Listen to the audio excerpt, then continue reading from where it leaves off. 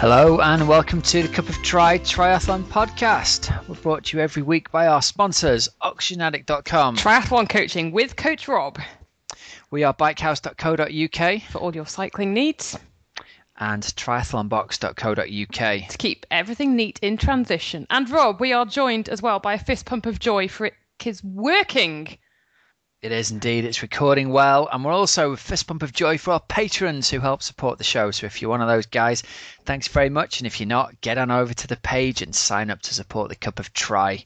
We love you. And Helen, you're excited because Wales are about to play, aren't they, as we are recording right now? I know. Wales are underway in the semi-finals, Rob. Who'd have thought it? Euro 2016. Who'd have thought it, that simply by being extremely good at football and training hard together, they would get all the way to the semi-finals? It's great, isn't it? Yeah. It is. It's wonderful. It's a great sporting story. And I very, very aside from triathlon for like 20 seconds, I watched Wales lose 5-1 to Slovakia in about 2007 at the Millennium Stadium. So I'm not just like a one-hit wonder kind of jumping on the bandwagon here. They were dreadful. It was so bad. Anyway, the person who scored Wales' only goal that night?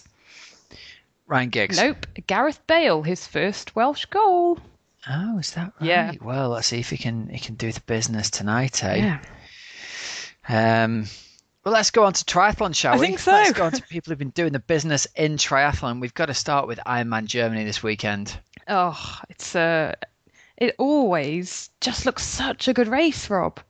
Yeah, super duper race. I interviewed Will Clark today for next week's show, and he was saying a similar thing. He said it's got to be one of the greatest races on the planet. He said that the run course is so well supported, and you get to see your supporters like 15 times. Oh. So tune in next week to hear the wonderful Will Clark and his interview. And he had a pretty stonking day out as well, didn't he? He came zooming through the field with a 2:42 run to climb himself 5th place. Yeah, that was wasn't that the run course record, Rob? It was, yeah. He got the run course record.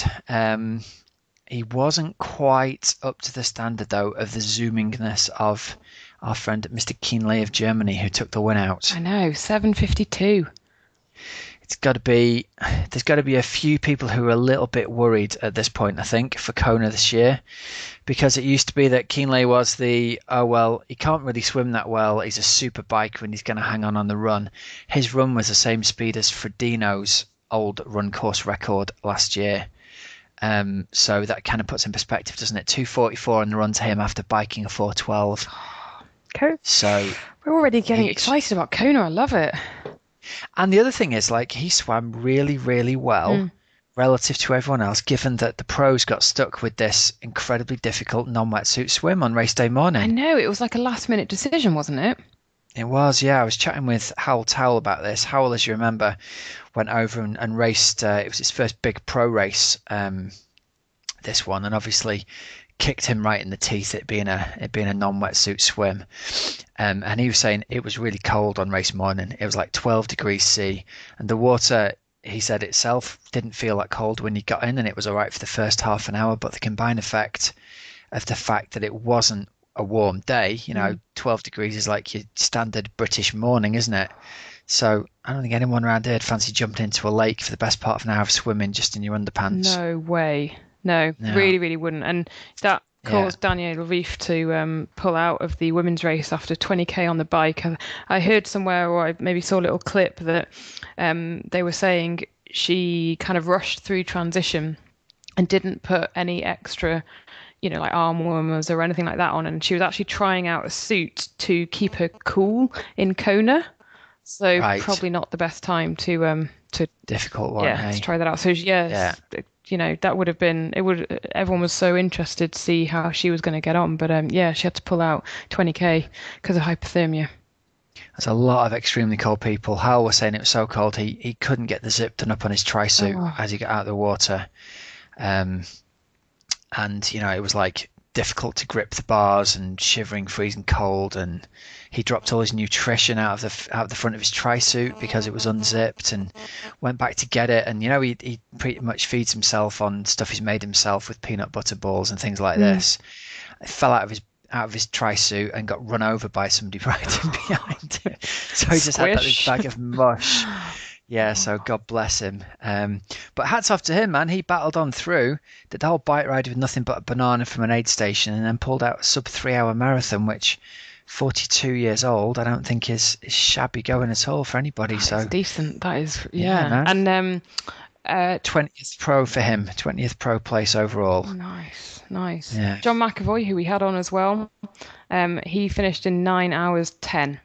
So Yeah, again, the storming race, didn't he? brilliant. So well done, Mr. McAvoy. So Sebastian Kienle won in 7:52:43. Andy Bircher of Germany 7:53:40, and then Enrico Llanos of Spain in 8:09. It's good to see him making a return as well. He's been a bit quiet recently, hasn't he? That's apparently the three of them got off the bike together, and Kienle and Bocca went off at, if you can believe this, 2:36 pace on the marathon. He went through the halfway point in 1:18:30 side by side, and wasn't until later on that Kienle got the gap. But can you imagine what Janos was thinking? Oh my! It's like, yes, I'm back in it. Oh my God, these kids run fast. No, they're off. Yeah, Wow. man. Wow. So fast racing. And over on the ladies' side. Yeah, a really, really great win for Mel Hochschild of Australia in 9:01. And she's had real injury problems, hasn't she? Yeah. She didn't do. Been out for the best part of a year, Yeah. I read somewhere. So absolutely fantastic performance from her. That means obviously she's got her Kona slot. She's going to Kona with that, isn't she? Yeah, so brilliant. So she won by about 8 minutes because Katja Konchak of Germany was second in 9:09, and Daniela Samler, again of Germany, 9:13. Yeah, rocking and rolling. Yeah. Right, other results then. 70.3 Haugesund over in Norway, which was a super race. I had a load of athletes racing this, and all of them have come back raving about it. Looked like, again, it was a cold one where they shortened the swim, but then they must not have done a very good job of actually getting the course out in the first place, because everyone whose data I've seen swam more than 1900 meters. Honestly. Yeah, on a supposed shortened swim course. So whether people didn't swim straight or, yeah, I don't know. There's some pretty legit swim times, it looked like to me. So, and some, I think it's basically used as the Norwegian Championships. And there was a lot of Norwegian rock stars there. You had to go like pretty close to 4 hours to place in the Norwegian Championships, which is pretty lively. Hey, that's impressive, isn't it? Yeah, taken out by a Norwegian called Gustav Eden in 3:44, so fast course as well. Nils Fromhold in 3:45 in second, and Filip Osplay of Czechoslovakia or the Czech Republic in 3:45. And Nicola Spirig won the women's race in 4:09. That's the Olympic champion. I just think, she's incredible, isn't she? Yeah, we'll throw her into a 70.3 to toughen her up a month before the Olympics. Oh, absolutely. And she didn't she come off her bike in an ITU race earlier this year? And so again, she's had real problems with I think some part of her arm. So yeah, obviously not holding her back that hard. Well, to come back there with a 4:09, she did a 1:18 run, didn't she? Yeah. Solid. Yeah, absolutely solid. Camilla Pedersen, second in 4:15, and then Susie Cheetham third in 4:18. Yeah, Susie Cheetham was third, and then got subsequently DQ'd for, apparently she was given a stop and go penalty on the bike and didn't see it at the time and didn't take it and got to the finish, and they were like, well done, you're disqualified. So heartbreak for her. Really gutted. She was saying on Twitter how gutted she was to sort of not realise that she had the stop and go penalty. And Nikki Bartlett there, who crossed the line in fourth, must have been bumped up to third. Yeah, that would make sense. So the two of them, they train quite a bit together, don't they? Because they're the same coach. So yeah, gutted for, also like a bit bummed for Susie, but chuffed for Nikki at the same time as well to obviously get on there. Decent performances for both of them. Yeah, exactly. So onwards to the next one. Onwards to the next one. Where should we go next? Should we go to the Brownlees? Yeah. In Stockholm, the ITU. Did you watch it? I watched a little bit of the women's race, Rob. I watched bits of that. The men's oh, there race. we go. And I thought, Tell me about the women's race. Well, the women's race. So I didn't see the swim, and I saw mainly the run, and I thought, oh, that hill's a little bitch, isn't it?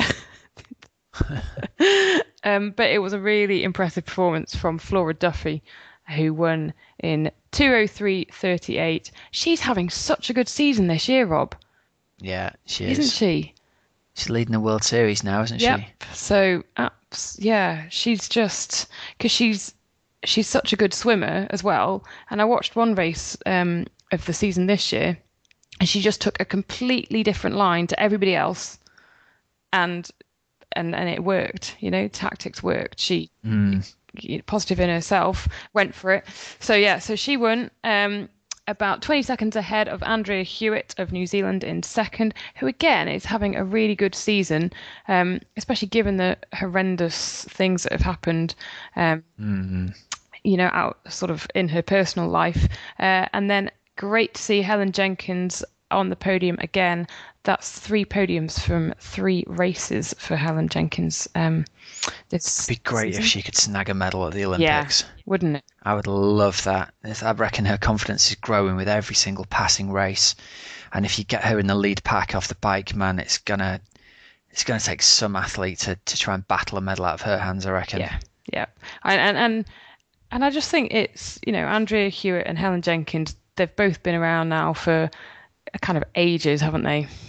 Yeah. So it'll be, I hope that both of them sort of get a medal. It's great. It brings the best out of people having a massive race every 4 years. You get a real sense of, it's like there's this all or nothing thing on the line, isn't there? People who've been around for ages want a medal.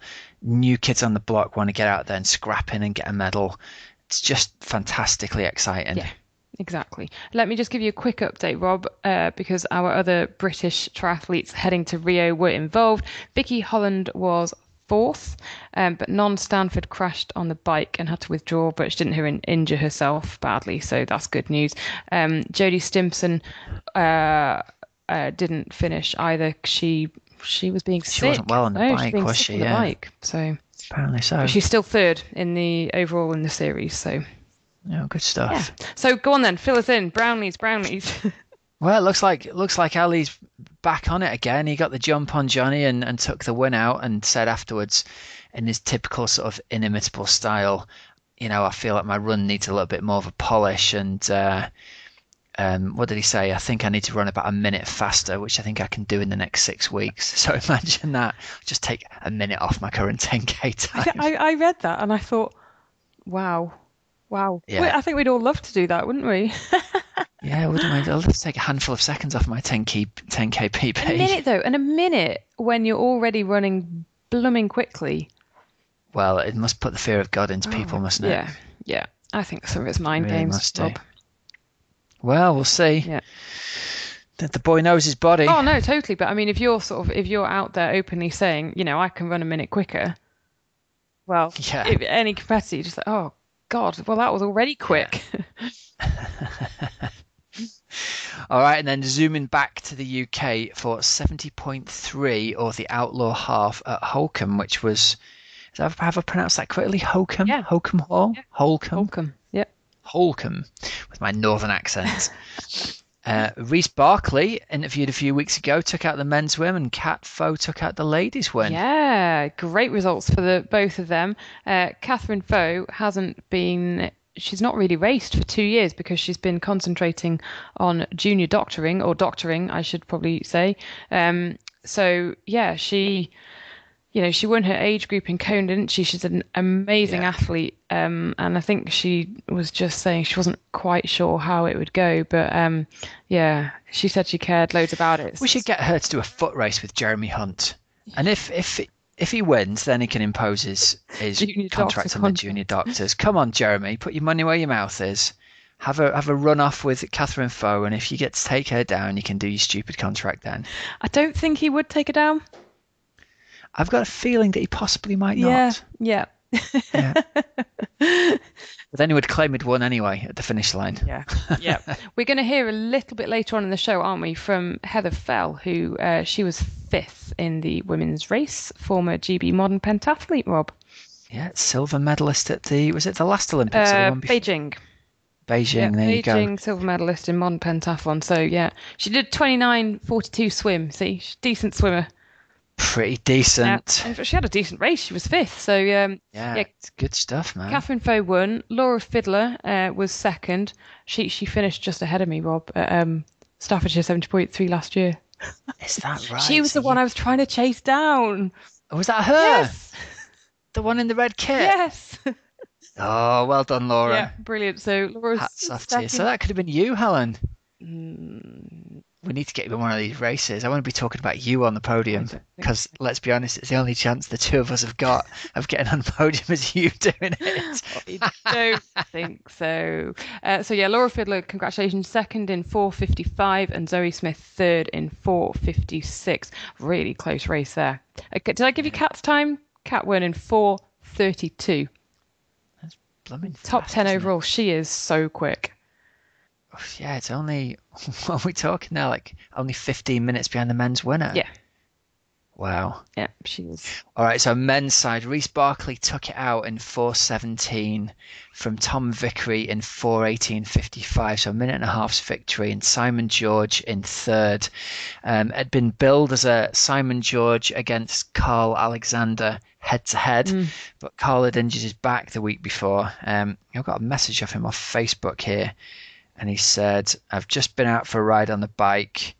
My back was quite insistent. Stop riding your bike. So he didn't get to have the race he wanted.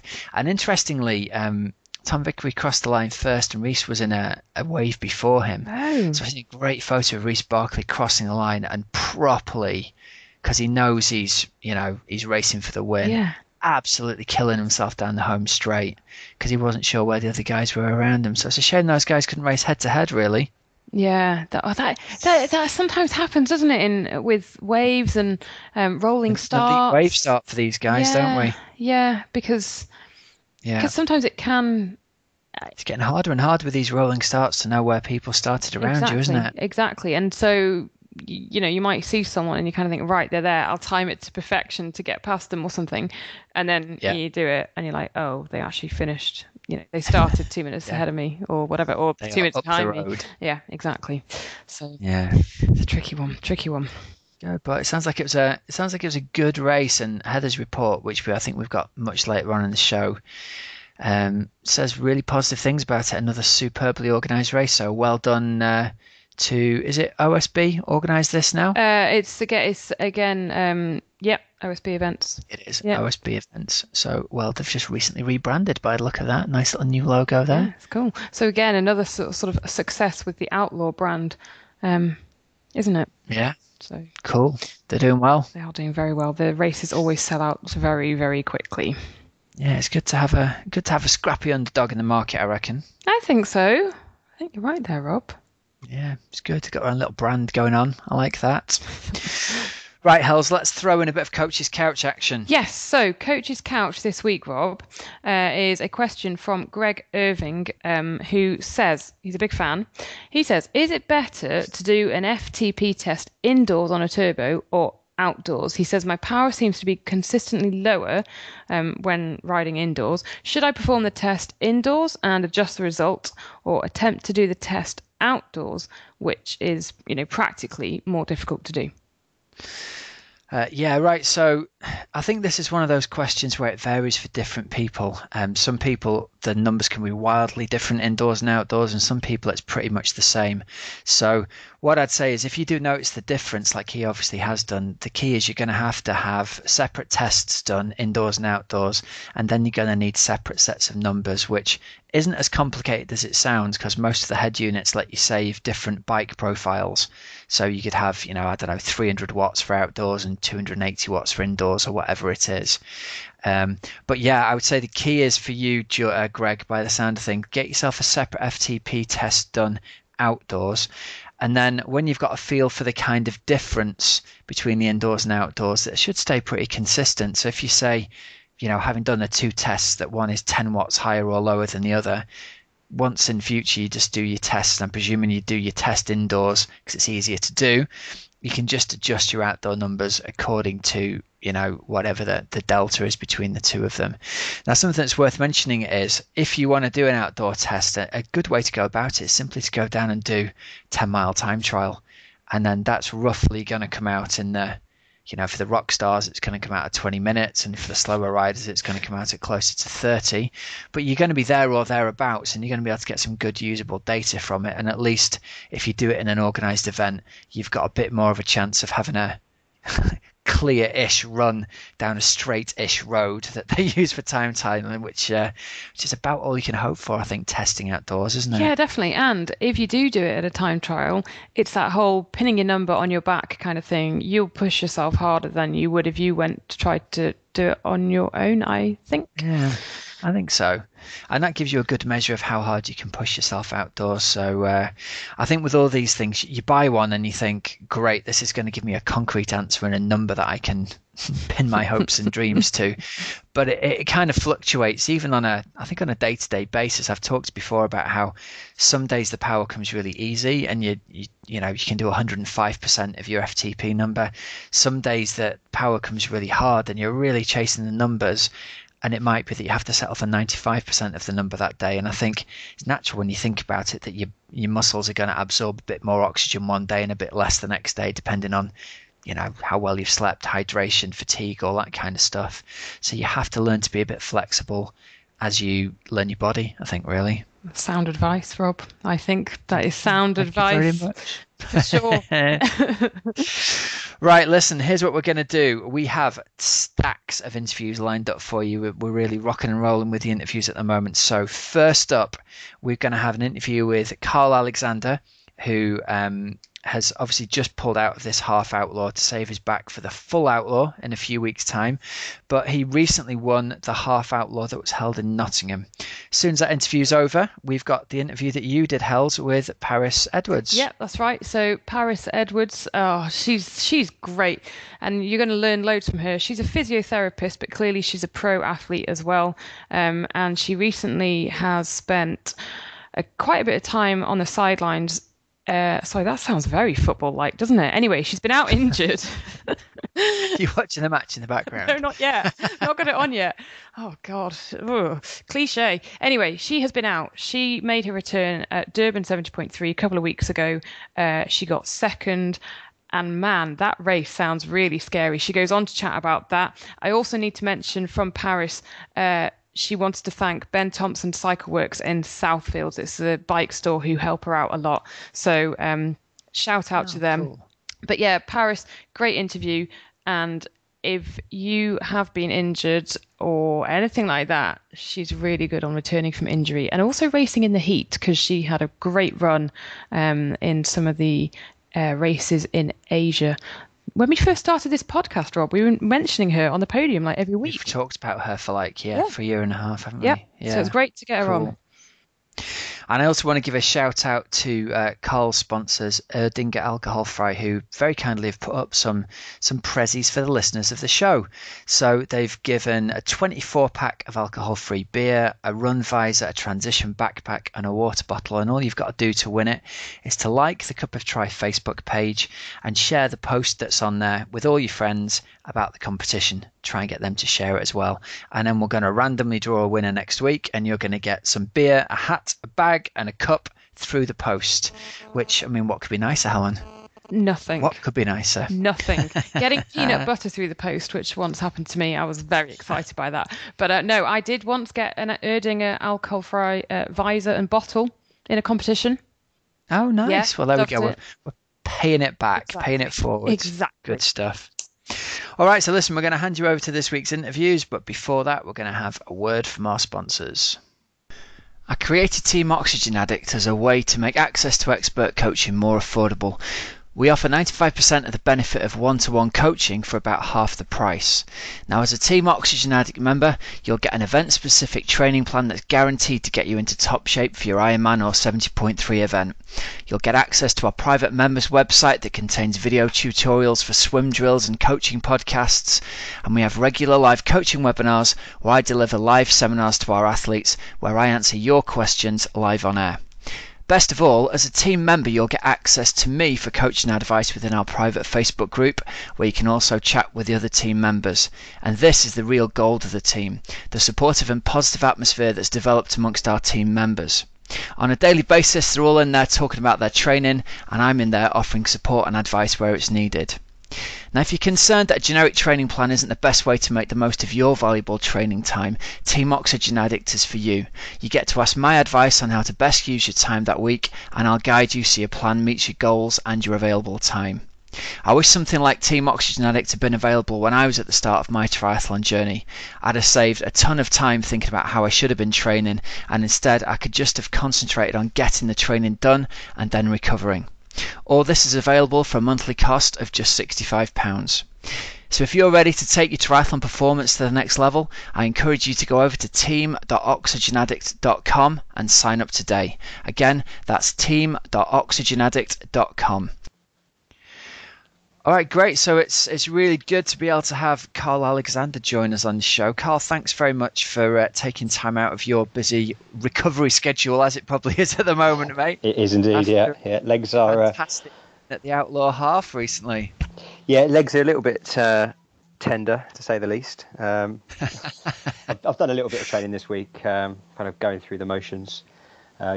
Hey man, it's good to know that it's not just the age groups that get really super sore legs after racing. Have you been walking down the stairs backwards this week? Bum shuffling like a toddler. Oh, that's great. So we're recording just a few days after you've just won the Outlaw Half. This interview is going to go out in a few weeks' time, so it'll be a little bit time delayed from the point of view of the listeners. But let's start with the Outlaw Half, shall we, man? What an amazing race that was, hey? Yeah, it went down to the wire a little bit, didn't it? It was a bit tight at the finish line. Yeah, well, I think 300 metres to go. I caught Simon. So yeah, over 70 miles, and it comes down to the last 300 metres is cutting it fine. That is quite incredible. And I was reading John's report on Tri 24/7, and it looked like he had quite a big lead still with 10 minutes to go. He had sort of 4 or 5 minutes on you, didn't he, with 10k to go? Well, it's the actual gap was 3 minutes 45 going into the second lap. So, he coming out of transition, I think Simon went off pretty strongly out of T2, and I think at one point he had just over 4 minutes on me, about 4:15. I got a time check from one of the bystanders, and as we came back round, I was told that it was 3:45. So I'd taken 30 seconds off him around the lake. So all I needed to do was run around the lake another 8 times to try and catch him. But yeah, so it was quite a big lead that he'd pulled out on me. Yeah. So what was going through your mind at that point? Were you kind of thinking to yourself, okay, well, he's got 4 minutes and I've taken 30 seconds in 10k and it's not going to happen? Or did you stay, I'm fascinated at the mental process that goes on at the real sharp end at a time like that? It was, I think there was elements of both, really. In the back of your mind, you don't want to give up because you never know what's happening with other people, and obviously on the out and back section of the course you actually get to sort of look into the eyes of your opponent, as it were, and I could see that Simon wasn't looking as fresh as he was on the first lap, so that kind of buoyed me a little bit to sort of think, okay, right, keep pushing, because you don't know what's going to happen. But then the flip side of that is that you're thinking, man, I have stuffed this up. I went out with a race plan. I've executed the race plan as well as I could, and it's not worked. So you kind of have both those things going through your mind. And luckily, the don't give up one prevailed, and I wasn't going to settle for second. Having won the event the year before, I kind of felt it was my race in a weird way, that it was my race to lose. So I just put my head down and just went into sufferfest mode, and that was it. Kept on pushing. Yeah. Eh? And at what point did you become aware that you're kind of closing him down? When we hit the top of the lake, I'd cut the gap down to about the width of the lake. So what's that? About 300 meters or so, 400 meters. And then as we turned around, and it was the finishing straight, so it's just like a dead straight line to the finish. I could just see that I was inching back closer and closer and closer. And I suppose with about a K to go, my confidence levels really started to pick up, because I could see that with each step I was getting closer and closer, and that with a K to go, that's when I was thinking, right, this is yours. You need to keep pushing. Don't give up. Don't, just leave everything out on course. Yeah. And then with sort of 200 or 300 meters to go, I arrived on his shoulder, and the plan was to kind of sit there for a few seconds, just and trying to recover a little bit. But he turned and looked at me straight away as soon as I got there. I was like, damn it! And I had to just go. And and so just opened my sprint with that sort of distance to go, and I was just, all I could think of was don't fall over, because my legs were so tired, and like on the red carpet and just like stoof into the floor. I thought that would have been very unceremonious and not cool. So, but then obviously you're crossing the finish line, and the fireworks go, and the ticker tape and all that, and you just kind of got a massive adrenaline rush, and suddenly I was sort of floating on clouds. So it was like I say, you don't know, do you? You never know what's going to happen, so just don't give up, keep going. Well, I mean, that's exactly it. And I think, the outlaw course, for people who haven't seen it, goes around like a 2 kilometre long rowing lake, doesn't it? So it's as dead straight as it could possibly be. And I was thinking, as I was reading the race report about how it had gone, it must have been absolute agony for you over the last few kilometres, because it's almost like you can see you closing him down, but the temptation to think, well, I'm not going to get him, it's still too far, I can back off a bit. But you had none of that. It was like the full-on trying to chase him down. There's no respite, is there? And for him, the poor guy, knowing that you're chasing him down and knowing that you're coming must have been even worse for him. Well, I mean, I've spoken to Simon afterwards, and if you've sort of followed any of the Twitter stuff, the banter between us has been quite funny. But yeah, I mean, from his perspective, I think I think he knew I was coming. He could see I was. I saw him looking over his shoulder a number of times. Just he was aware I was there, and it must. I have actually been in the same situation at the British National Championships with Scott Niedley about 3 years ago, where I caught Scott and we were running side by side with less than a mile to go, and he kicked and beat me by about 11 seconds. So I know exactly how it feels to come so close and then to lose it by such a small margin. It is heartbreaking. But at the same time, he was absolutely so magnanimous in it. He was the first person to shake my hand and gave me a hug, and he's like, well done. He was genuinely happy, not through clenched teeth, well done sort of thing. It was, he was, and that I think just demonstrated not only about him, but triathlon as a whole. That's the kind of mentality in triathlon. It's full of people that are, just great people, really.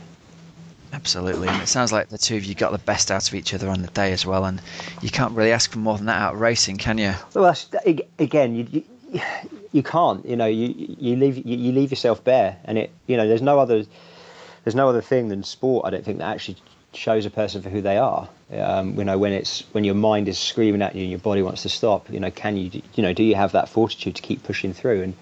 And on that day, we both did. It's just I was just able to push through that little bit faster, and that's it at the end of the day. And it could quite easily have gone the other way. So, sort of kudos to Simon and for pushing so hard. And when he crossed the finish line, he just fell over like.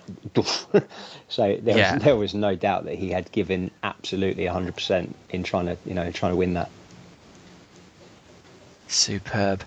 Listen, I was reading back in preparation for the interview over some of your blogs going back to sort of 2010 and your 2010 Ironman UK race report. Obviously, you've seen the flip side of this.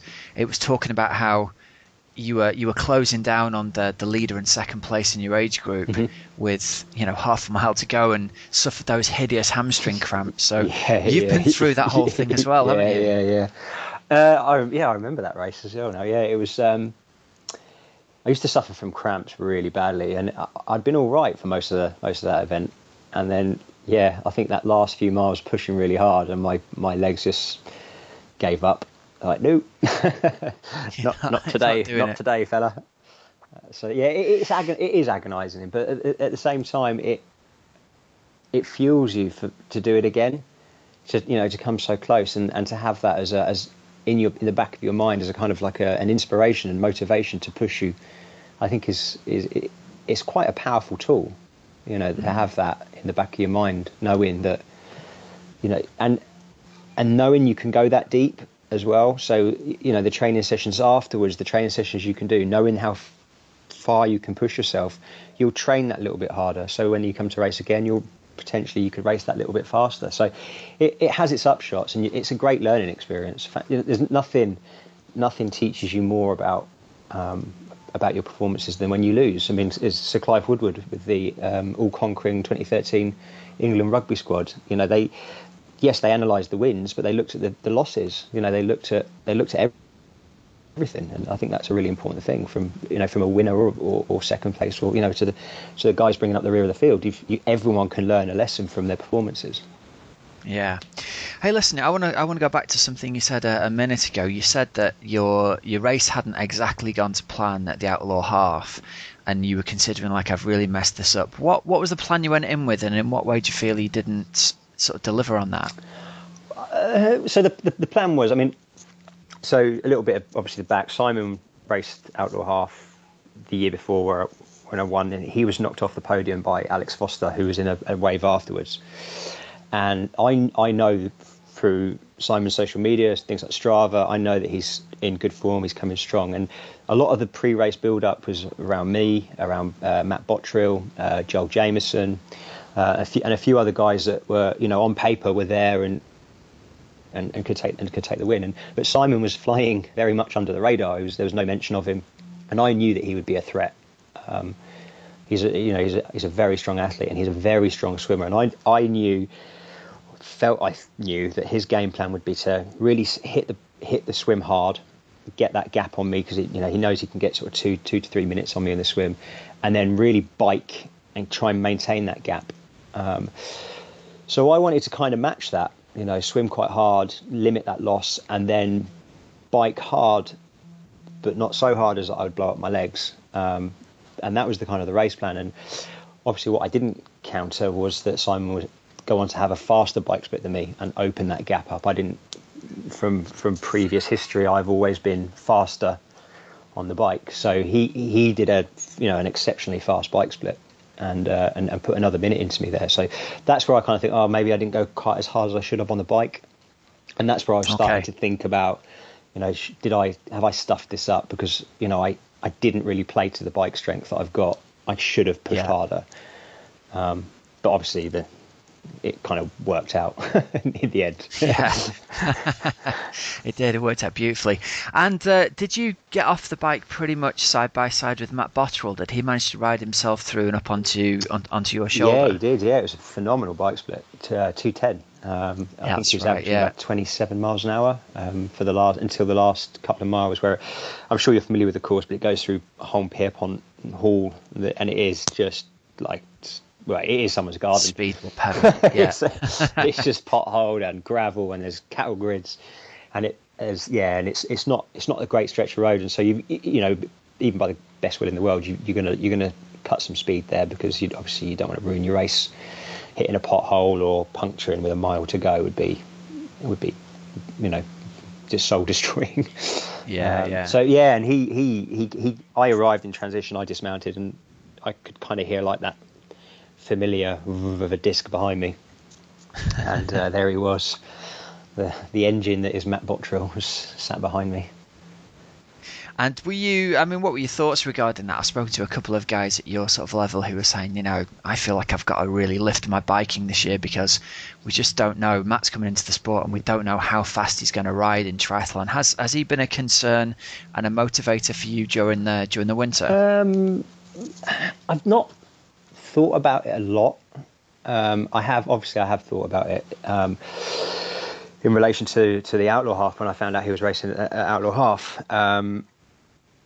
But I looked at Matt's results from earlier in the year, and he is classy athlete, but it is his first season. I knew his swim wouldn't be particularly strong. And I knew his run was, I mean, he's done a 1:28 fresh, half marathon. So I knew that coming off the bike, I knew I can run around 1:20, 1:22 off the bike. So I knew I had that kind of, that buffer. I knew that I'd put 4 or 5 minutes into him in the swim, based on kind of the data that's kind of out there on the interweb. And, and I knew that, in order for him to kind of get a sizable gap on me, he'd have to bike a sub 2 hour bike. Yeah. Because I'm going to be going sort of around 2:15, 2:16. So he would have to really, to cut that loss in the swim and on the run, it would be an insanely fast bike split. So yes, there was a concern, but as I sat down and analysed it and looked at it, I thought, he'll be a factor, but he'll definitely be up there. But I don't think at this stage in his career, and I don't think he'll have any problems with me saying, I don't think I think he knew he'd be there, but he knew he wouldn't win. I think, based on kind of the other two disciplines, because it's more than just cycling. That's right, yeah, that's right. And I think there was a lot of talk about him going into the race, and people sometimes forget it was his first sort of like 70.3, Yeah, first big open water swim. It's like it's a daunting thing to come in with it's like if Bradley Wiggins came, isn't it, and had a crack at triathlon. People would sort of say, oh, Bradley Wiggins is here. But the reality is it's just as sort of frightening and daunting to do an open water swim as an amazing biker as it is for everybody. Absolutely. And, he is a classy athlete. There's absolutely no, that Matt is just phenomenal as an athlete. And that class, you often find that those guys like Matt are pretty much good at all sports. They're the annoying kid at school that was on the football team, the cricket team, the rugby team, the athletics team. It's that kind of, they're just good at everything. And so it's not that far removed that that he would be a good swimmer or a good runner. But putting them together, first time through, first race, it's a big ask. It's a big ask for anyone, regardless of the kind of standard that you've been at.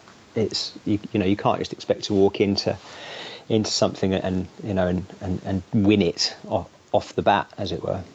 Yeah.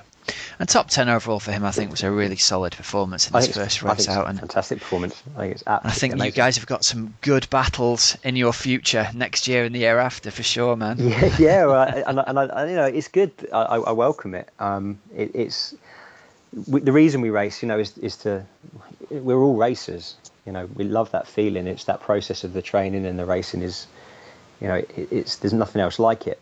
And I am looking forward to sort of to watching his development and seeing how he gets on. And I've already spoken to Matt at great length. I've offered to sort of train with him and go out training, running, swimming, and biking together.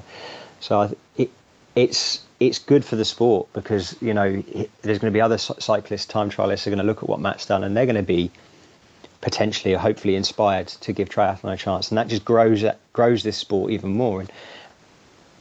And that kind of transfer between the sports I think is really, really healthy. It's really good. Yeah, you'll have your own little training camp going like Mark Allen and Dave Scott used to do back in there, and Scott Molina back in the day. Like San Francisco training camp. Instead, it's in Nuneaton, not quite as glamorous. In Leicestershire. So listen, how did you get involved in triathlon in the first place then? What was your background before you came into triathlon? I was a road cyclist, funny enough. Okay. I was an elite road cyclist. I was racing part of the Surrey League. I was racing for Army CU at the time, and a civilian team, VC Murden, with Fleet, sponsored by Cycle Kingdom, which is now Pedal Heaven, and sponsor a road team. And I was racing for those.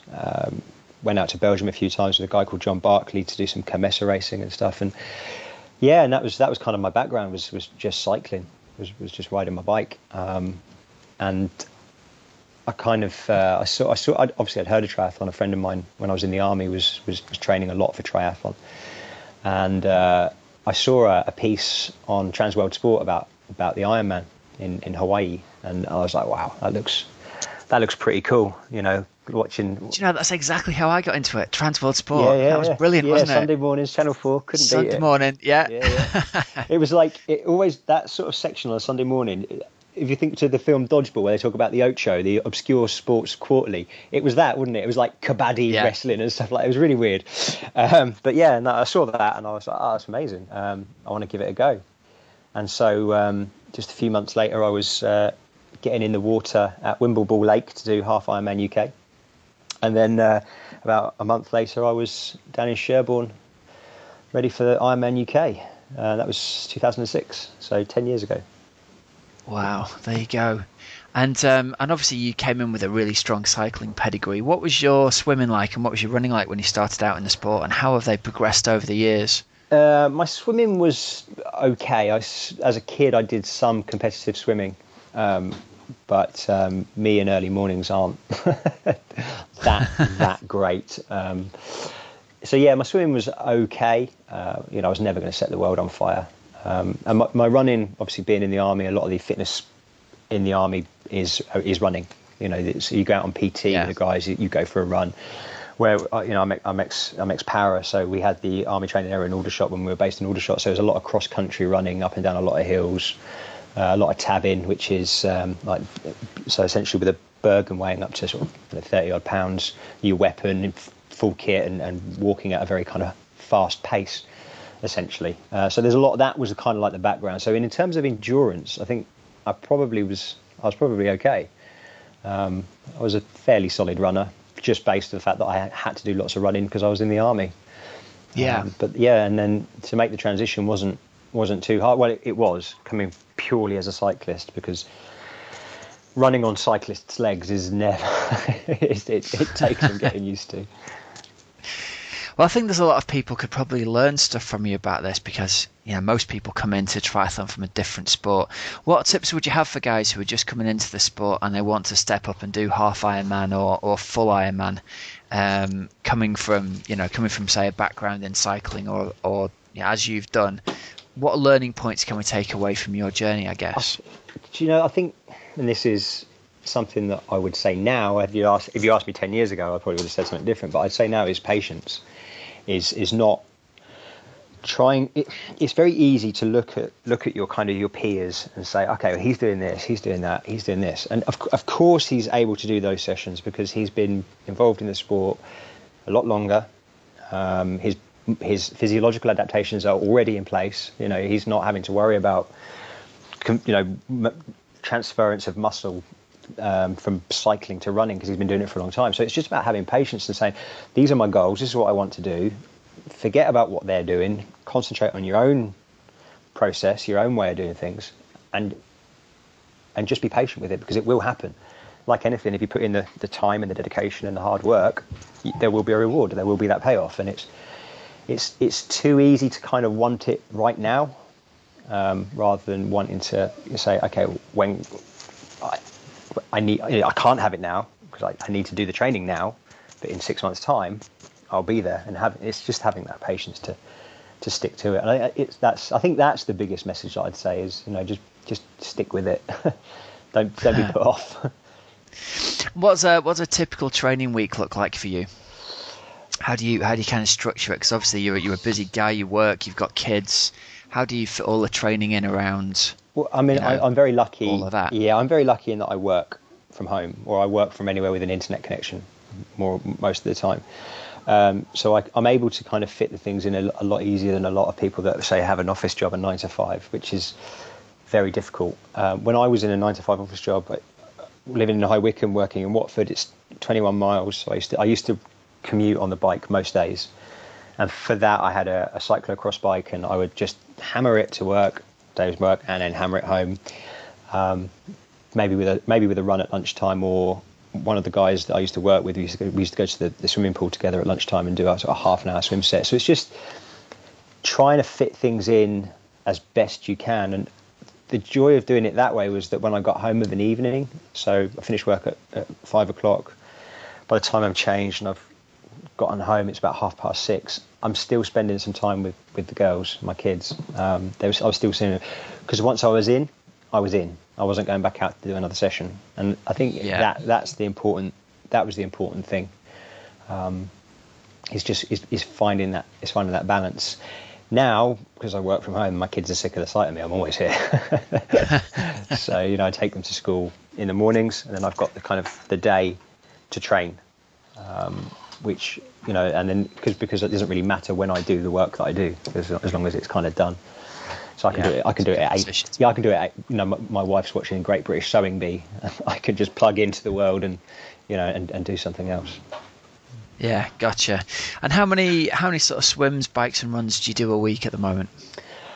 So I tend to alternate my days and split them in kind of like a split set. So I'll bike one day, and that could be either, so where I live in High Wycombe, if I head out towards kind of Aylesbury, the Vale of Aylesbury, it gets quite flat, so I can do some sort of speed sessions sitting at a certain tempo, so like Ironman bike pace, or I can head into the Chiltern Hills. I can do some hill sets, hill reps, work on my climbing, work on my strength, sort of big gear stuff. And then on the other days will be running in the morning and then swim in the afternoon. So in a week you're probably anywhere between 3 and 4 bike sessions, 3 or 4 bike sessions, 3 or 4 runs, and 3 or 4 swims. So it's a fairly even distribution of my training. Gotcha. Yeah, that's an interesting way to go about it. That's very, very novel. And what are you sort of shaping up for the rest of your season? How's that going to look? So I just had to move. My daughter's just come home with some friends. So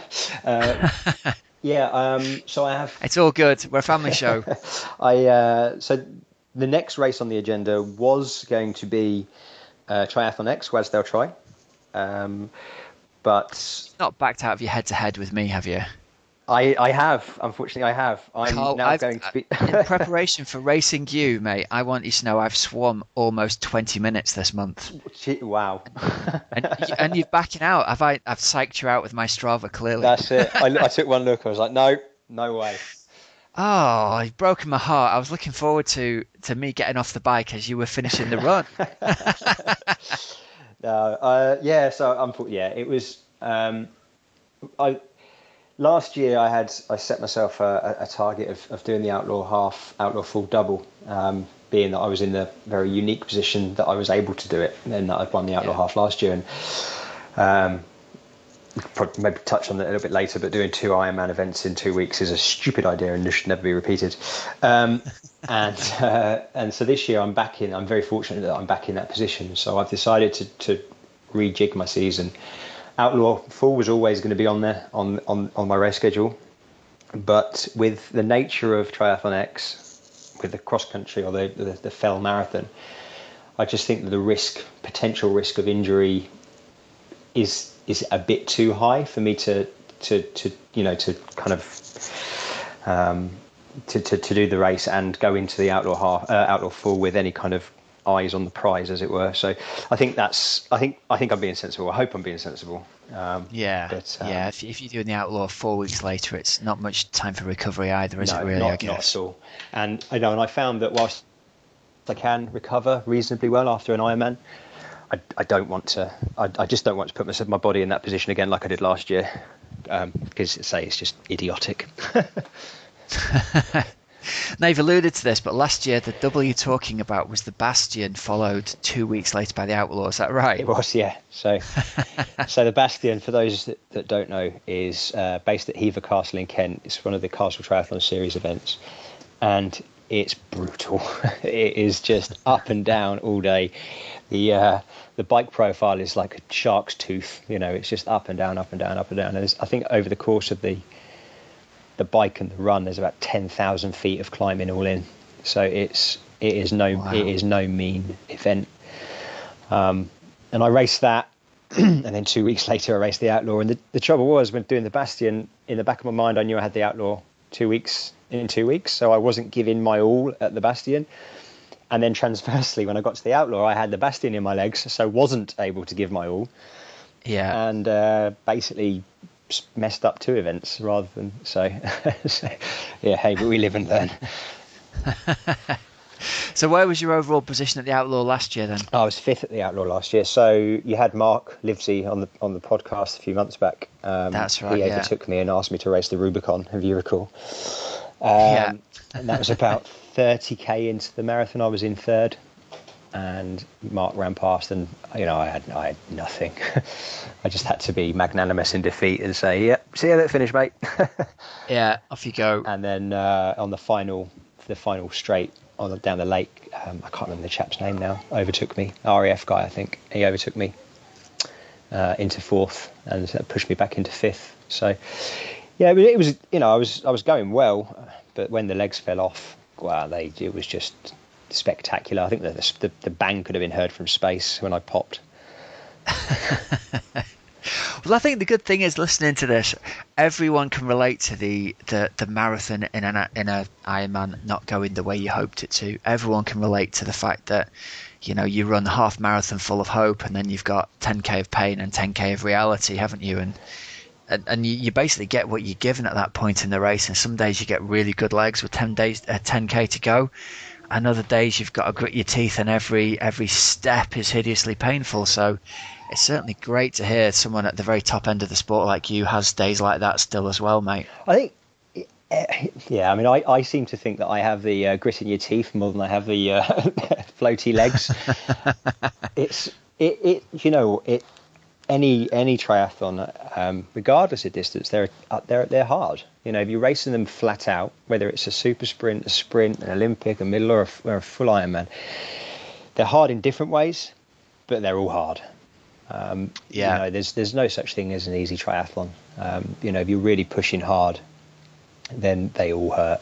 And so you're right. Some days things come together, things click, I think is the phrase that people use. And everything just seems to be, you seem to be on a different platform or a different level when you get those days.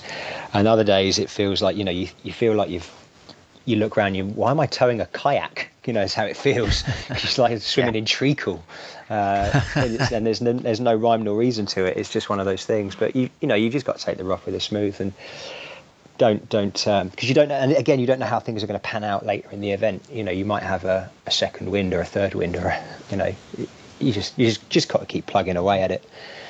Yeah. And what would you consider to be your sort of best ever peak performance in any of the races you've done?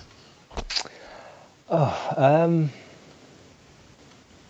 think it's going to be a toss-up between this year's race, the Outlaw Half, and last year's Outlaw Half, simply because for 2 reasons, different reasons. One was I went into the race last year with absolutely no kind of expectation to do anything. And so to have what was a really great performance where, as I alluded to earlier, things just clicked, and I was lucky enough and fortunate enough that I took it on the day, and then this year's performance, running a sort of sub 6 minute miles for the last few miles to try and catch Simon, going into just a world of hurt, where I could have just said, you know what, second place is good, and I think it's a toss up between those two performances. That event, Outlaw Half, has brought the best out in me in 2 years running. And I think it's difficult for me to choose between those two events, to be fair. And do you prefer the half distance to the full distance? I seem to have more success at the half distance, since I've never actually won an Ironman. The best I've ever done is a second. I love iron distance racing. I don't know what it is about it, but I really enjoy it. It's just that there's something quite pure about it. The distances. It's such a, when you talk to people, lay people that are not really familiar with the distances involved in an iron distance triathlon, they look at you like you're just like some sort of weird space monster. You bike 112 miles. That's, people get tired driving that. They have to stop for a break at the services and get a coffee, and then run in a full marathon. I think it's just Yeah, I really do enjoy iron distance racing. It's so much fun. Well, it's not fun, but you get the point.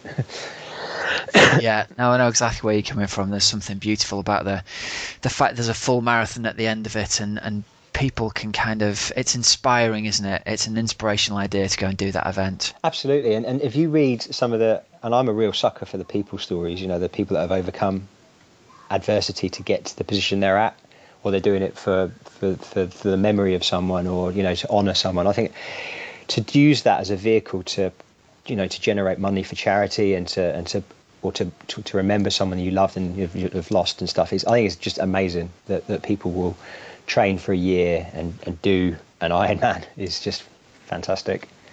Yeah. Hey, listen, who are some of the people who've helped you out over the years, man, and who help you sort of fund the racing and training and all that kind of stuff? Who looks after you? Sorry. Biggest one, obviously, adding alcohol fry. Pete Gowans, who kind of running it at the moment, has been just the most important person in terms of my athlete side of it. My wife is looking at me at the moment. You probably hear her laughing in the background now. Yeah, so he's been just really, a really great person to have on my side. He's, very generous with his time and energy to help me do the things I'm doing. Obviously, my wife. Thank you. She just give me a thumbs up. Yeah, you got to get her in first next time, mate. I'm so in the crap for that. Obviously, some of my sponsors are just, triathlon is not a cheap sport, and if it weren't for my sponsors, I don't think I could be able to afford to do it anyway. So, Planet X, Dave Lochran at Planet X Bikes, for his support has been phenomenal. The kit that he sends, the bikes, the Exocet 2, the Squalo, the EC130E road bike, the RT90 road bike are just phenomenally good bits of kit. Do you know, I've just picked up an RT90 and I love it. It's a wonderful bike, mate. They are. Well, that's what I was going to race Triathlon X on, because for climbing it's just I've not ridden a bike. They're awesome, aren't they? Yeah, I've not ridden another bike like it for climbing. They're just so nimble. They get up hills. Yeah. They really do make you look better than you are when it comes to climbing. Man, I'm going to need all the help I can get. So my new sponsors this year, new to the fold, is Hoob Design wetsuits, and that's Tom Whitmore, their global sales manager, brought me on board earlier this year, and absolutely can't. I'm blown away by how good the Archimedes is that I'm swimming in. My swim split on Sunday was my fastest ever. So it was a short 27, which is pretty pleasing for me. Yeah, it's a decent swim, and it's nice when you get a new wetsuit on and then you go really fast in it, because you become convinced it's like the magic wetsuit, right? Absolutely, yeah. Well, as it is the magic wetsuit, and I'm not going to come back to reality on that anytime soon, because I need it again in a few weeks' time. There you go. And were you racing in race skin tri-suits as well? Yes, yeah. So I was racing in race skin since last season, with Colin and Paul supplying my race kit for me. It's race skin. They make the jerseys, the winners' jerseys for the Outlaw, and when I won last year, they offered to make me some tri-suits, and a few weeks later, these really uber cool blue and yellow tri-suits that match my bike turned up, and that's been ongoing, that relationship, and it's really good. It's fantastic kit as well. It's very, very, very comfy.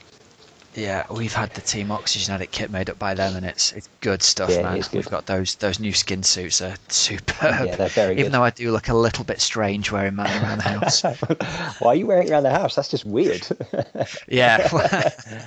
I need to get out and race more. That's what it is. Oh, okay. I need an excuse to put the logo. Or you're just getting your money's worth. Yeah, exactly. Cooking in it and stuff. That's it. You got to get it on once you've bought it. Hey.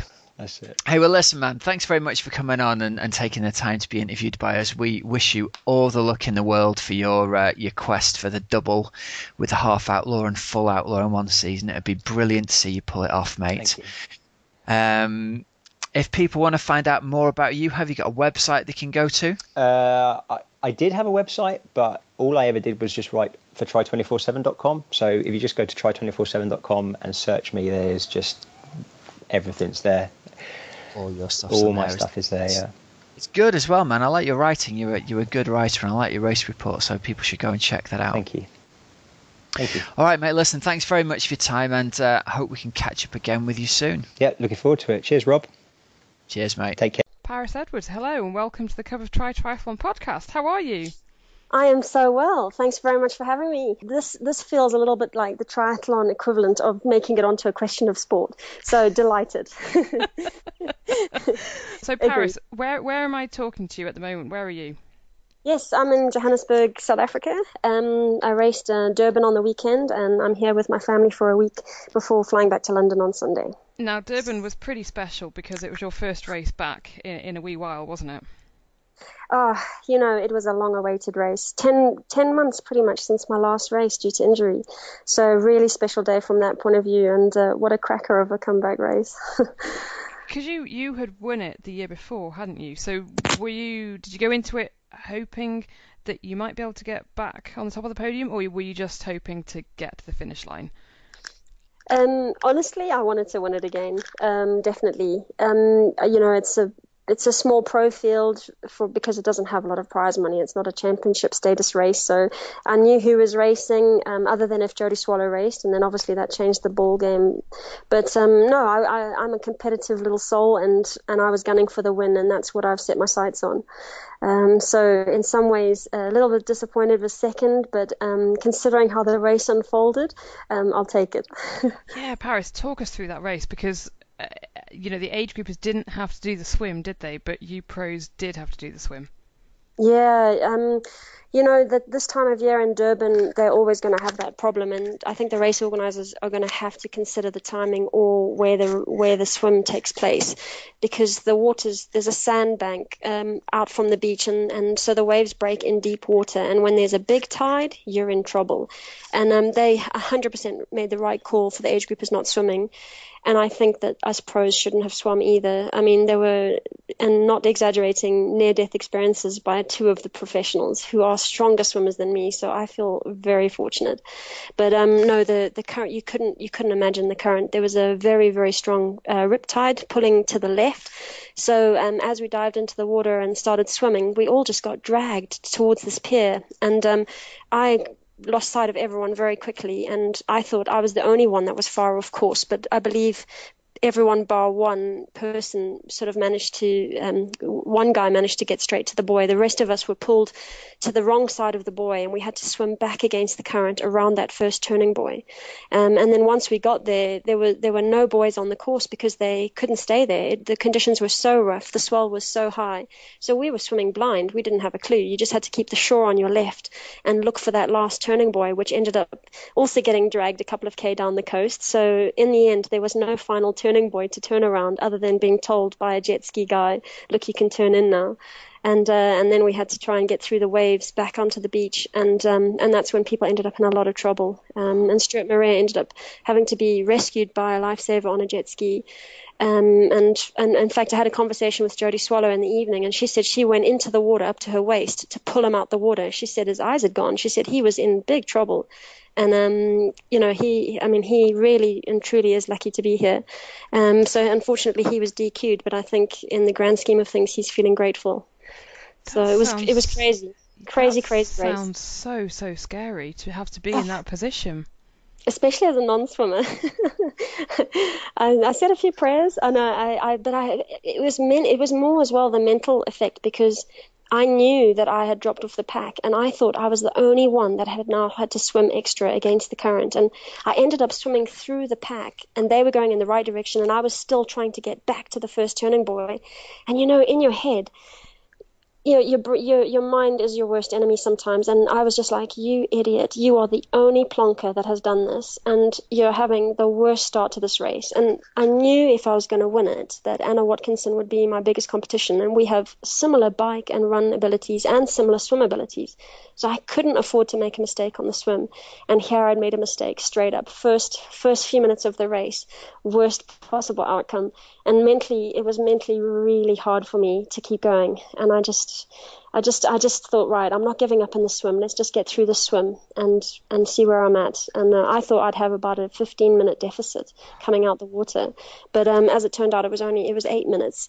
And I just thought, right, I can do this. I'm gunning for this, and absolutely gave it everything on the bike and run. So yeah, biked my way from last out the water to second, and then held on to that. So yeah. That's amazing. So how did you kind of get your head straight once you had got out the water? Yeah, that was easier. Once I was out the water, I was just so relieved, especially knowing that I managed to come in without too much of a dunking. But and I was just working on the bike. I mean, I was just at threshold thinking, right, push, push, push, and then as when I started sort of catching up to the other girls, then it became quite motivating. And then at the turnaround, I was able to time the gap, and I had it down to 4 minutes. So I knew I'd halve the gap. And then you spend the rest of the time in your head doing calculations, right? If I hold this pace, can I catch her by 70K? Can I catch her by 90K? You know, and it was just a matter of, right, keep going, keep the nutrition in, keep working hard, and ignore the nagging little thought in my head, will I be able to run off the bike? Because just explain your injury that you had been, it's kept you out basically for the last 10 months. What was that injury? So, well, I tore my hamstring tendon right at the top where it attaches onto your sitting bone. I had a longitudinal tear. I battled with my hamstring pretty much since going pro. That tendon was thickened. It's called a tendinopathy. It's very common now in runners. And I was managing the tendinopathy for a while, and then my hamstring was sore. I wasn't walking very well, and I was walking across a car park. 27th of May, I remember it like yesterday. I call it Black Wednesday, and I was walking across a car park and I tripped, and I've saved myself from a face plant by overstretching on that leg and tore it, and threw everything I could at getting it to heal, but because the tear was very long and there was a lot of scar tissue around it, it wouldn't heal. So I had surgery to repair it on the 7th of December. I came back to South Africa for the operation with a surgeon who's done more of these procedures than I think anyone in the world, and it meant that I could be home with family and stay for free and rehab with a bit less pressure on me. So that's what I had to do, really, which is pretty hard because I mean, I'm 40 now, and you heal a bit slower, and I don't know how many years I've got left at pro level, but I had to have the surgery, and I just thought, right, I'm going to throw everything I can, and if I get back, brilliant, and if not, well, I've done everything I can. There is no regret. Which is the right attitude to have. And we're going to come back on to talk more about the injury and the rehab in a moment. But how much running then had you actually done going into the 70.3 Durban? Yeah, not as much as I would have liked, but I did as much as I could. We had to be quite conservative. So, I mean, pretty much 3.5 months before the race, I started my walk-run program. It was 4 minutes walking, 1 minute running. And I can safely say, you look forward to running. And I thought, yes, I remember that walk. I headed out onto the road, and I timed my 4 minutes, and my 4 minutes was up. I was like, brilliant. And I start running, and I thought, make it stop. It felt awful. My hamstring was pulling. Nothing felt natural. I mean, I was shattered after the minute. I was like, thank goodness that minute's over. And then before I knew it, the 4 minutes was up, and I had to try it again. And I finished that run, and I was so demoralized. And I was like, who am I kidding? But you just can't dwell on that. And I just kept adding up those minutes, and next thing I was running 30 minutes continuous. It still didn't feel brilliant. The hamstring's tight, but it was all within the boundaries of what I was allowed. I had very strict criteria to follow, and I followed them to the T. My running kind of clicked a little bit about a month ago, and I just felt a lot better running, but I still hadn't run more than 14K in one go. I'd done one double run day of 19K. So I knew I could do the volume. I could do 21K without my tendon failing on me or not coping, but I wasn't sure what pace I could hold for it. So I had to plan quite carefully. Last year I was very consistent. I held 4 minutes a K at Durban because it's a flat run. You can really pace it consistently. And I thought to myself, realistically, I'm going to have to try and hold 4:15 or 4:20 a K. And I mean, I just had to think, well, let's see if I can do it. So, but it was a big question mark going into the race for sure. That's really good to hear, though, that actually even with the doubts, you came through it. Yeah, it's funny though, because I don't think anyone's immune to doubts. I was amazed when I listened to a podcast with Chrissy Wellington, and she said she was riddled with doubts throughout her sports career. And I just think, we shouldn't expect to not have those doubts. I think it's human nature, and I think for me it would be more a matter of thinking, what if I hadn't given it a try? That would eat me up more, I think, than trying and and not managing. Yeah. And so is there still sort of rehabilitation to do you think? Is it completely back to normal yet? No, absolutely. No, rehab's a priority. In fact, I had a session with the biokineticist here yesterday. We did the Cybex strength testing. So we compare my hamstring strength right and left, and my hamstring to quad strength, and videoed my squats and my step downs, and had a look at all my movement patterns. And there's still a lot to be done, which I actually think is really promising, because I can feel I've got more to go. So I'm doing very specific strength work, much more advanced strength work than I was allowed to do, obviously, previous months. And this tendon will be remodeling for over a year. So it's just about making sure that it keeps coping. So tendons, they need load. They don't know what they're there for unless you load them. But obviously you want to load them enough that they cope, and not so much that they break down. And that's the balancing act. So I'm still very much in that stage where I'm loading it. I've increased my loading quite a lot with my strength work, and I'm looking at addressing loads of core issues and little imbalances, little cheats that I was doing before, not using my glutes enough when I run, using my quads too much, not really switching on my core. And I would never have thought that I cheated. I mean, I'm a physio, I know what to look for, but I'm muscular, and I'm strong, and I'm a good cheater. It's called a high level compensator. So I've learned, it's been exponential how much I've learned. Wow. It's just really good to hear, Parys, that, I mean, people come back from injuries all the time, don't they? People get injured all the time, and I guess it's managing those injuries as well, as much as anything. And as we were talking just before, that big question as to whether how much you push through, and actually when do you say, you know what, I need to stop, I need to sort this out. How difficult was that over the past 12 months? Yeah, I mean, that was a challenge. And I mean, I was looking at it as a physio and as an athlete. And as an athlete, a near career ending injury is really pretty scary, but you've got to keep it in perspective. And personally, I think I look at every injury, and I always have as a physio, as an opportunity to get stronger, because the injury, barring trauma, so barring someone hits you off your bike, injury in endurance sports is due to overload, something not coping. So is it your biomechanics? Is it your strength? Is it your core? Is it your technique? And you can learn something about yourself, and if you can correct that, you can come back stronger, you come back faster. And there's really interesting research to show that one of the highest risk factors for an injury is a previous injury. So that tells us that if you don't rehab an injury properly, you are much more at risk of another injury, either a similar one or a compensation one.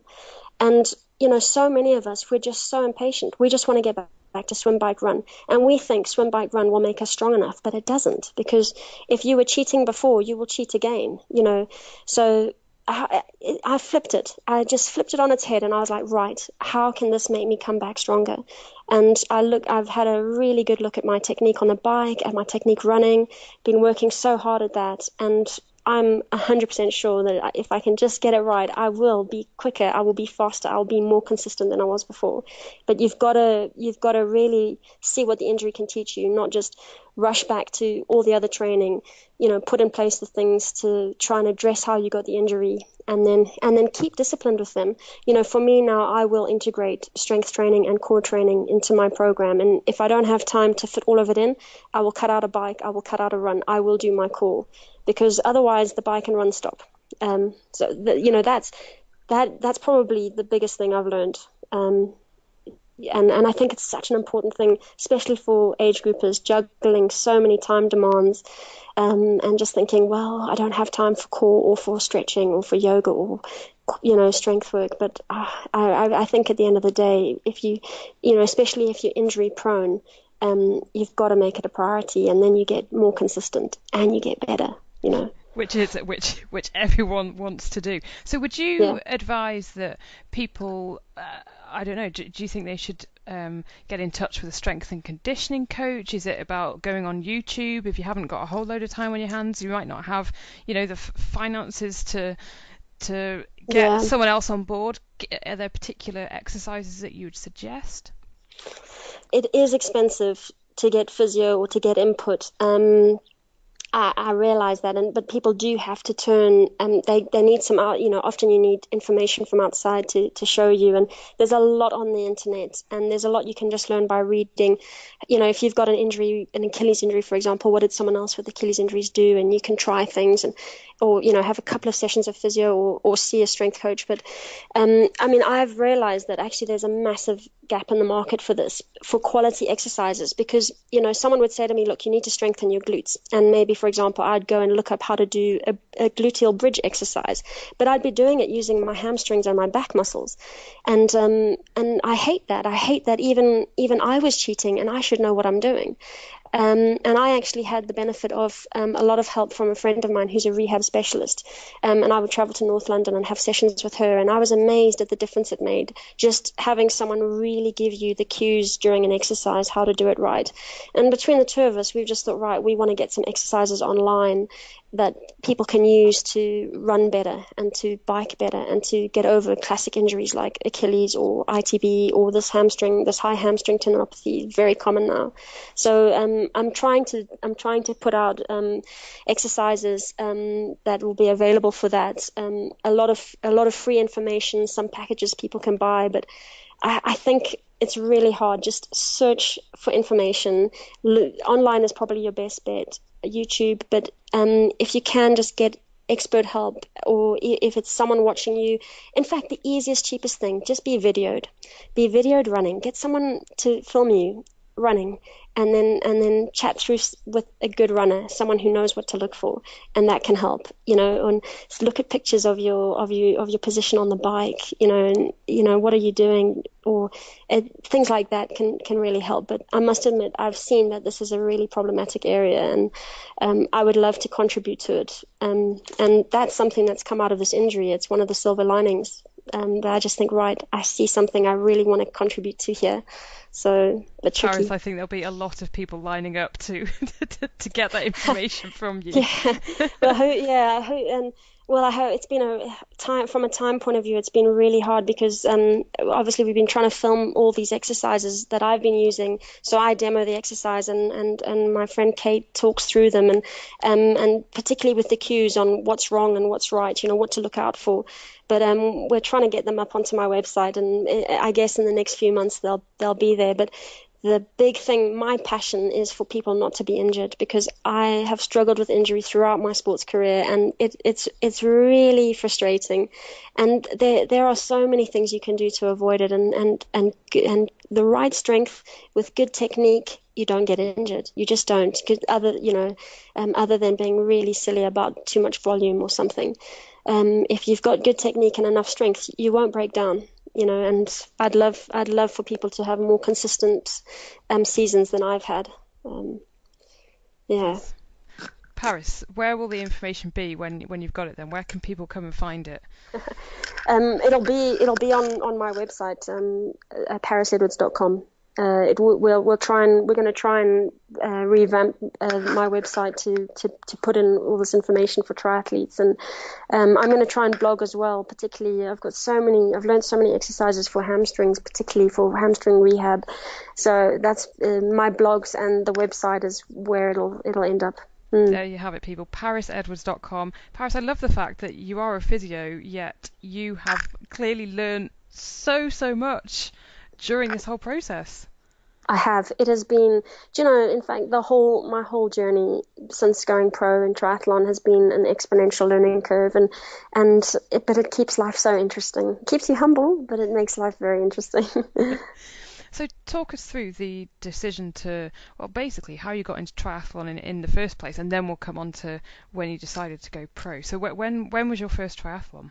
back in 2007, I moved to London. I'd been in the Midlands playing hockey for Leicester in the Premiership, English Premier League, and I needed a break from hockey. It had been all consuming, and I was sharing a flat with a Zim girl that I used to go to school with, and she was part of this tri club called Full On Tri, and I thought, oh, that sounds like fun. I'd seen it on TV and it looked interesting, but I was not a swimmer. I had not swum, other than ironically whenever I was injured and I had to do stuff in the water. So I had a very negative association with swimming, and I didn't own a bike and hadn't ridden one since I was a kid, but I knew I could run, so I trotted off to Full On Tri, and I just loved it from the start. Absolutely. It's a really special club full of great people, everyone from your complete triathlon nutter to your, what we lovingly term, drinker with a triathlon problem.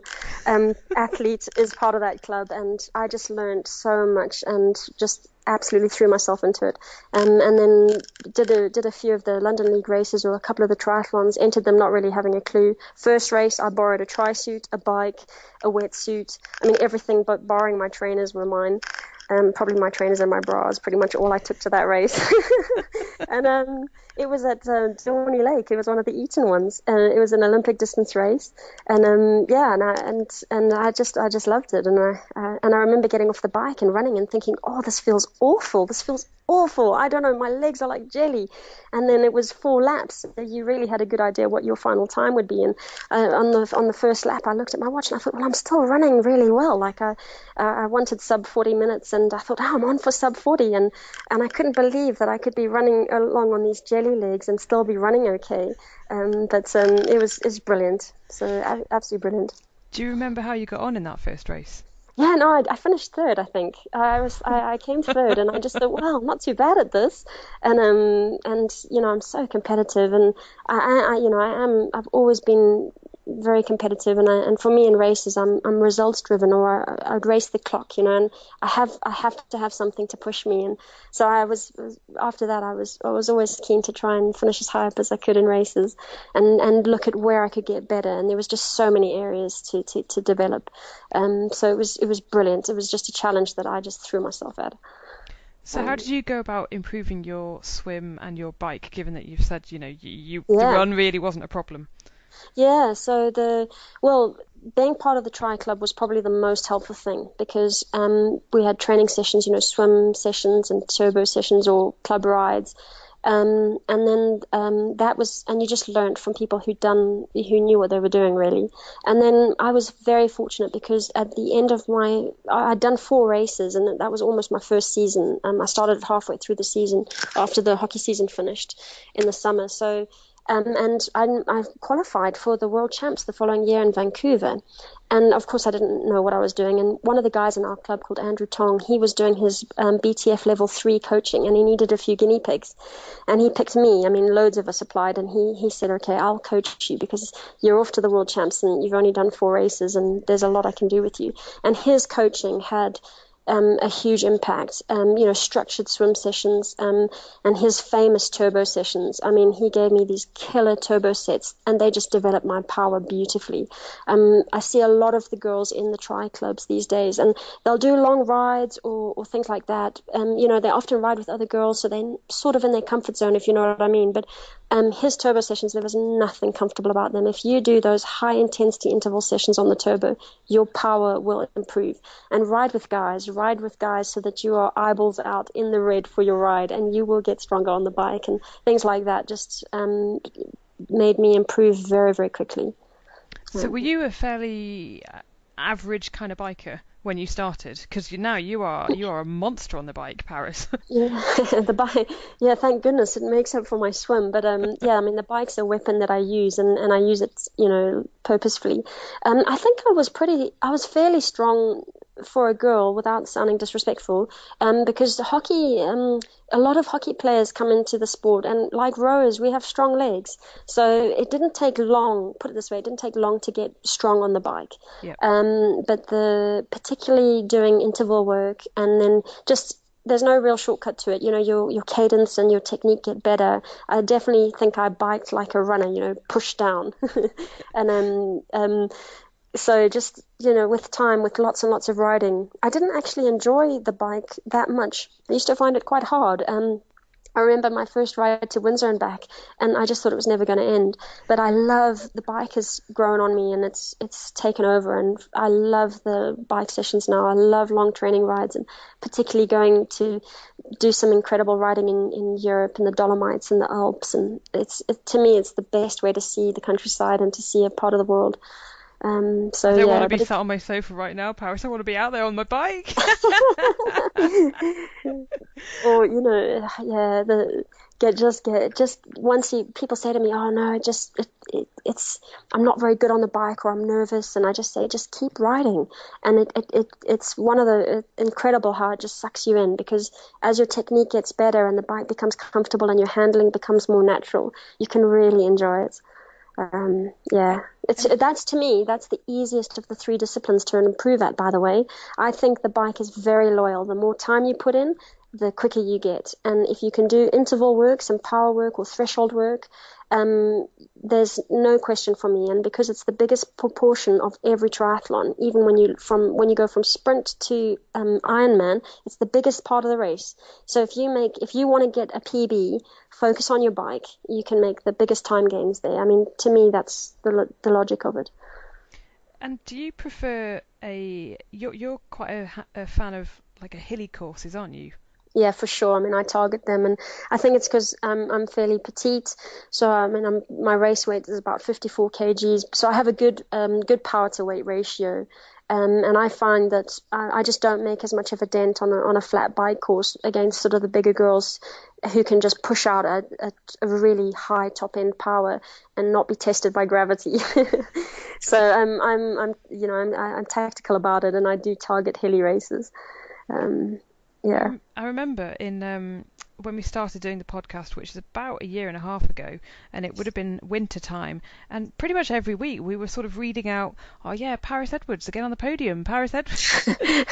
Yeah, the start of last year, I raced in East London in January because I'd been in Africa over Christmas, and then I went to Asia for 6 weeks, and honestly, the best 6 weeks ever. I raced 2 races in the Philippines, 2 in Thailand and 1 in Malaysia, and they were all fairly challenging, hilly, technical courses. The Malaysia one wasn't as much, and so they just suited me. And I mean, I grew up in Africa, so I love the heat, and I just had a ball. And then my hamstring got sore again, and then I tore it, and it all ground to a very abrupt halt.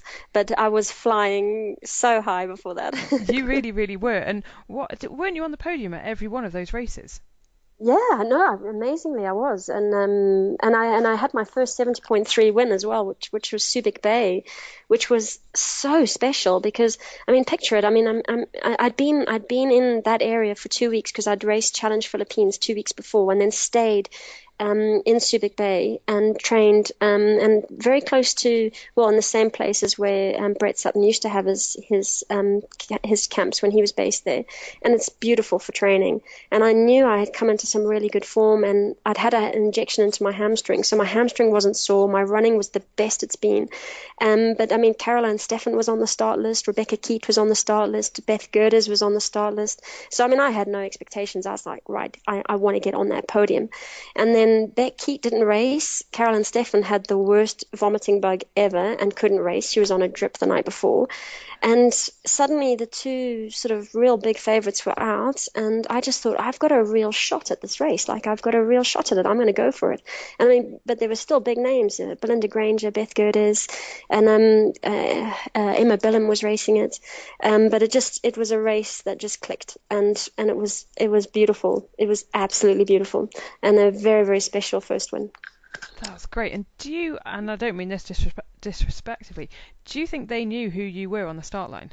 Oh, no one had a clue. That was the best thing. And the race commentators, an Aussie guy, Pete, he kept mispronouncing my name. I think he came up with about 5 different ways. I was Parry, I don't even know. My sister said, you need to talk to this guy, like on the commentary. It was awful.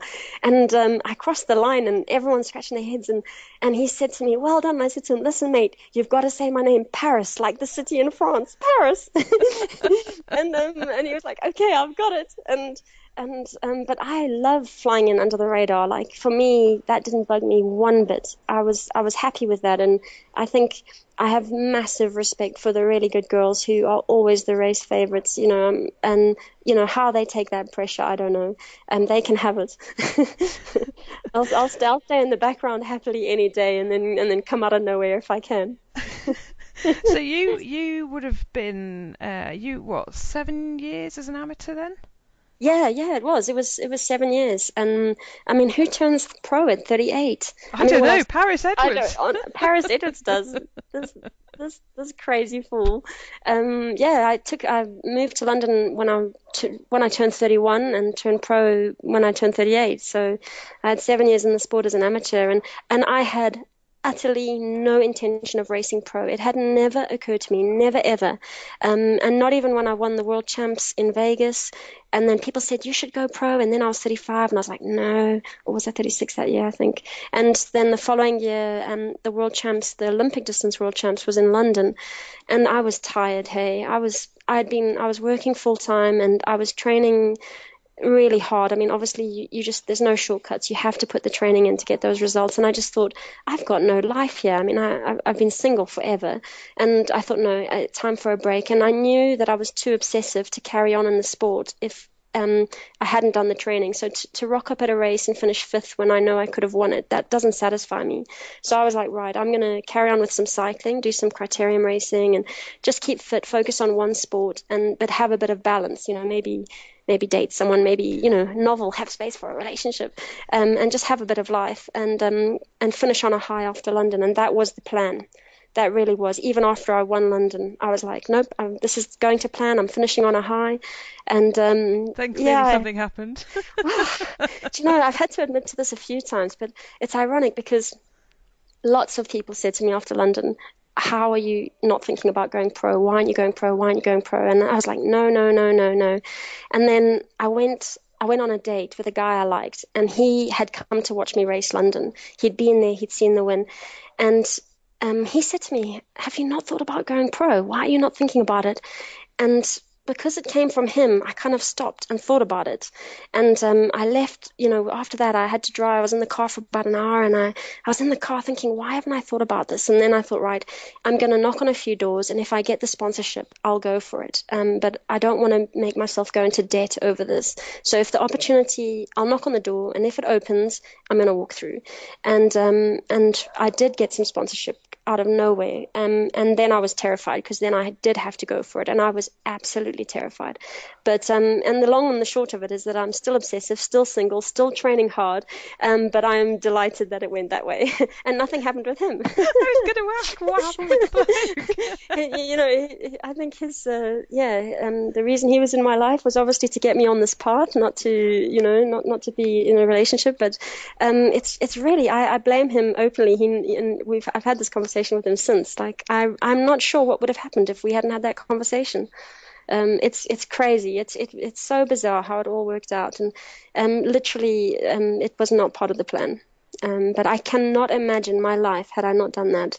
It terrified me, but it's been simply the very best thing. And I say to anyone, get out your comfort zone. If you have an opportunity to do something, if there's something you want to do, and it's just fear stopping you just do it. Just go for it, because you will look back forever and think, what if? And that's certainly one of the big things I've taken with me these last few years. Oh, Parys, I'm loving this advice. I'm loving the story. it's slightly unique, but there we go. No, it's brilliant. And that's just the crazy thing about life, isn't it? You never know what it's going to throw at you next. And the fact that some people come into your life and they might be, you might just have a few hours with them, you might have a few days, you might have a relationship with them, whatever. But actually the impact that can have on where your life goes, it's incredible. It is, and being open to those opportunities and recognizing as well, when just recognizing maybe when you're not stuck in a rut, but if there's something you want to do, often it's a small little voice inside, isn't it? I should try that, or I should do that, or no, I can't, and we have to be so active to overcome the negative thoughts and the doubts and the fears, because they limit us. And when you ignore those, when you push on and you give it a try, you simply don't know what you're capable of until you do it. And that is the thing that's amazed me, and I continue to push through for that. You don't know what you're capable of until you try. Yeah. I certainly didn't expect to get on. I wanted to get on a podium. That was my. If you said to me when I went pro, by the way, what's your aim? It was to not embarrass myself. And that was my aim, just to try and play with the big girls and see if I could not embarrass. Because I knew I was a strong age grouper, but I had no idea where I would fare against these pro girls.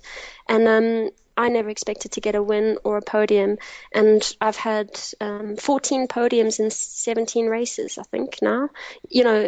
I just I never dreamt that, never, in my wildest dreams. That must be right up there in terms of consistency. Wow, yeah, no, it's surprised me, and the ones I haven't podiumed in were the European champs, the world champs, and then one other race in France, which is quite a deep field, but and I was disappointed with that race, and in fact I'm really glad that I had a disappointing race there, because following that result, I've actually got a photo of the very moment when I'm just sitting next to the finish line. I just walked over the finish line and sat down, and I am so dejected because I wasn't happy with the race. And following that, I went to see a sports nutritionist and made some big changes to my diet and my supplements, and that's when I then really started to get good results as a pro. That I had my first pro win, which was Laguna Phuket, about 3 months after that, and my body shape changed, my performance changed. So, even the bad races, like injury teaches you something, bad races teach you something. And so yeah, I remember the 3 races I didn't podium at, and but yeah, there we go. And have you been mixing work and training and racing, or how did that all work out when you did decide to take up, your pro license in 2014?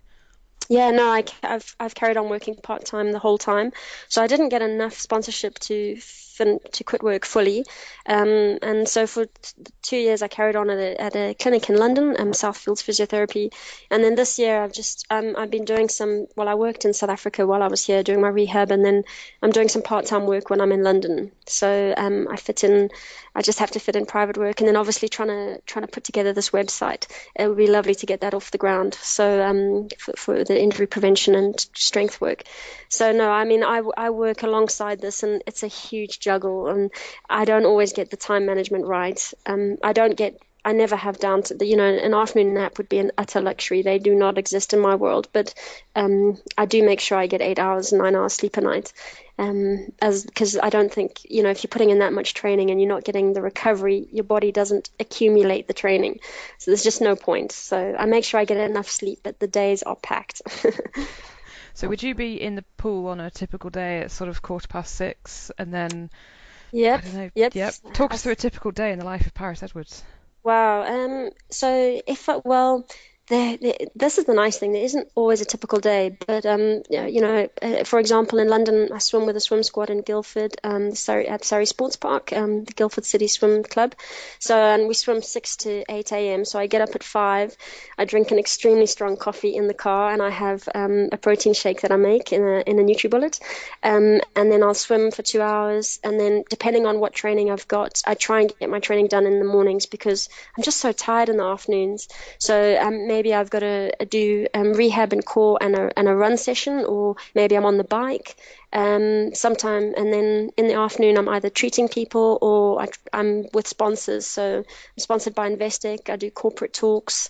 I have to, you're meeting up with sponsors, sorting things out, or I'm just doing admin, like booking my flights to a race, negotiating with race organizers, just planning, trying to just sorting out everything that goes with all the traveling and the planning.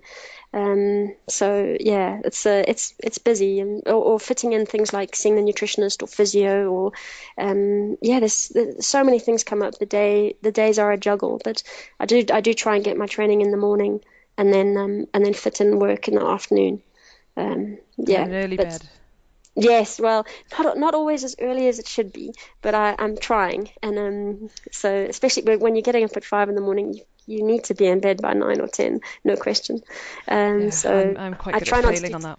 Oh, it's terrible. You start some work and then it's 10 o'clock and you're wide awake. It's a problem. So we've done the podium at Durban this year. What is coming up next then for you? Yes. Next is an iconic race. It's the Alpe d'Huez long course. I did it in 2014. It was my second pro race, and I remember being terrified then. And I'm sure when I go back, I'll think, what am I doing?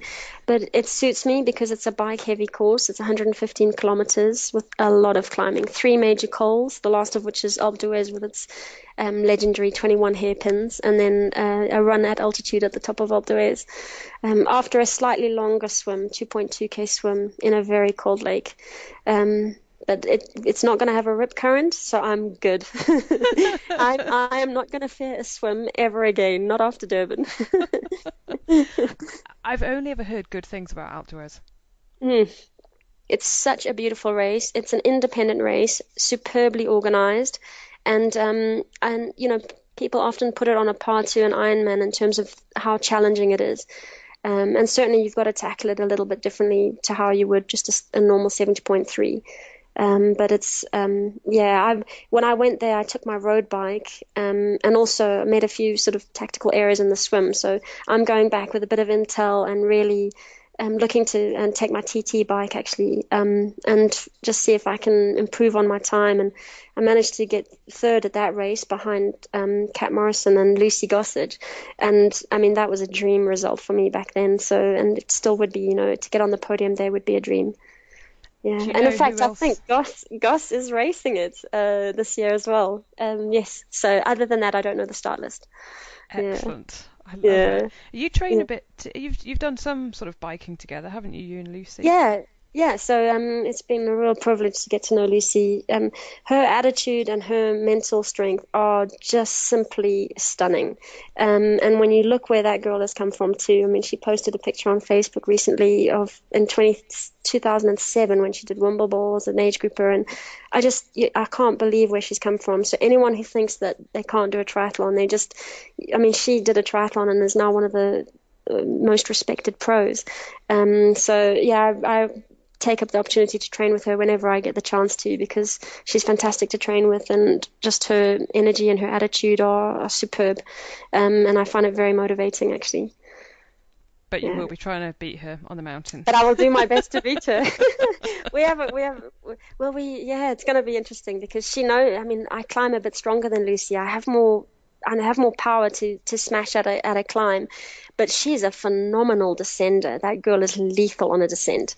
So, even if I get away on a few climbs, it's gonna be tricky because I'm quite risk averse, but I'm gonna have to descend for all I'm worth, and I better not overcook it. There's no point, you know.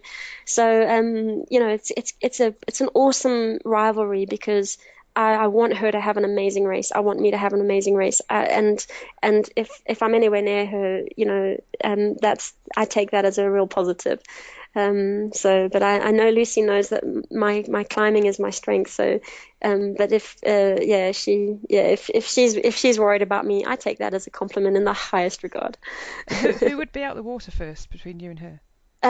Goss is a bit quicker in the water actually than me, so we're not too dissimilar, but she's usually in somewhere around 30 seconds to a minute ahead of me. But I'm hoping with my tactics for the swim, because it's a mass start, and I used to dread them as an age grouper, but actually if you can draft, if you can get on feet, you really can swim quicker than on your own. So, and often with these small pro fields, I end up swimming the entire course on my own, and I hate that. And if I can get on feet, I will. So I'm hoping to utilize the draft in the swim and limit that deficit. Time will tell. Yeah. Love it. And then after outdoors, any plans after that? Yes. I've had a little look, maybe Dublin, 70.3. I'm a little bit low on finances this year, so I might keep it local. There's Weymouth as well. Yep. And then I'm going to go back to Asia, October, November. Obviously, Wonder, the new owners of Ironman, are Chinese, and there's a lot of new races in Asia. And in China, there's 2 new races. that Ironman will provide some support packages to the pros. So I thought, you know what, I love Asia, let's do it.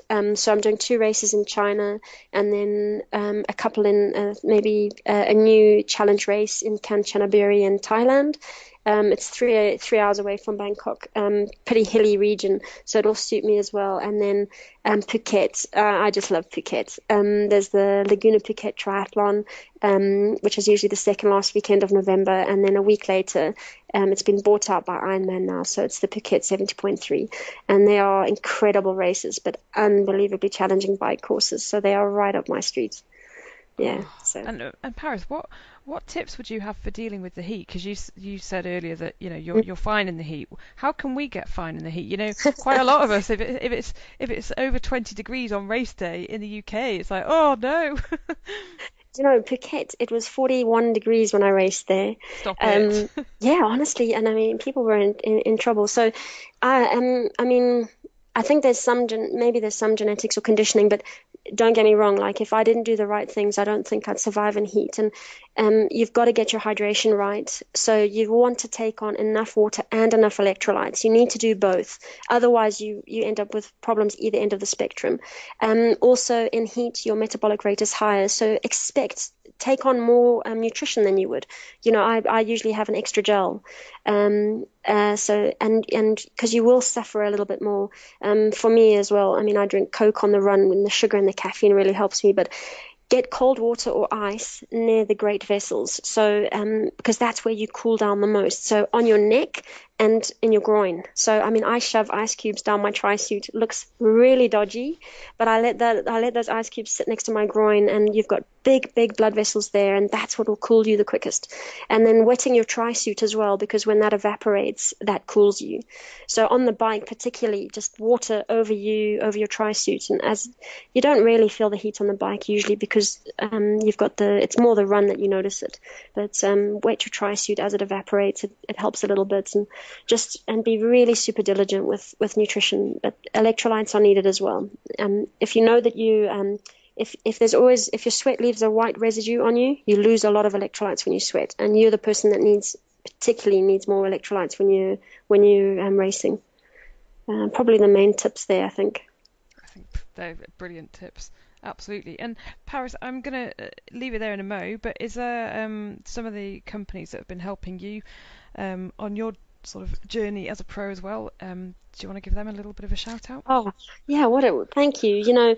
It's not possible without support, and I'm very, very fortunate to have Investec as one of my sponsors, and then particularly a company called Correlation Risk, who do are involved in insurance calculations, insurance risks.